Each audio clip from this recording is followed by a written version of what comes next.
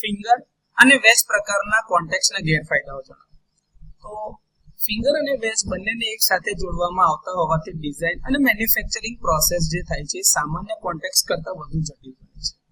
આમાં વધારાની સામગ્રીની જરૂરિયાત છે, જેમ કે ફિંગર કોન્ટેક્ટ્સ, વેજનો પાર્ટ, લીફ સ્પ્રિંગ્સ વગેરે આજુબાજુ લગાડવા માટે અને ચોકસાઈથી એની ગોઠવણીની જરૂરિયાતના કારણે એનો ખર્ચમાં વધારો થાય છે.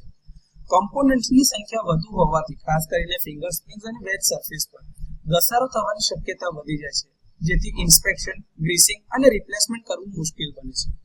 ફિંગર અને વેજ બંને વચ્ચે સમાન દબાણ ન હોવાના કારણે કેટલાક ભાગોમાં લોકલાઇઝ હીટિંગ અથવા તો પિટિંગ થવાની શક્યતાઓ રહે છે, જેના કારણે ઘસારો ઝડપથી વધે છે. સિમ્પલ ફિંગર અથવા તો વેજ કોન્ટેક્ટની તુલનામાં કમ્બાઇન્ડ કોન્ટેક્ટ્સ માટે વધુ જગ્યાઓ જોઈએ છે. લીફ અથવા તો ફિંગર સ્પ્રિંગ્સ પર દબાણ પૂરું પાડે છે, જેથી વારંવારના ઓપરેશનના કારણે આ સ્પ્રિંગ નબળા પડી શકે છે અથવા તો ખરાબ થઈ શકે છે, જેના કારણે કોન્ટેક્ટ્સની અસરકારકતા ઘટે છે. તો આ રીતે ફિંગર અને વેજ પ્રકારના કોન્ટેક્ટ્સના થોડા ગેરફાયદાઓ છે.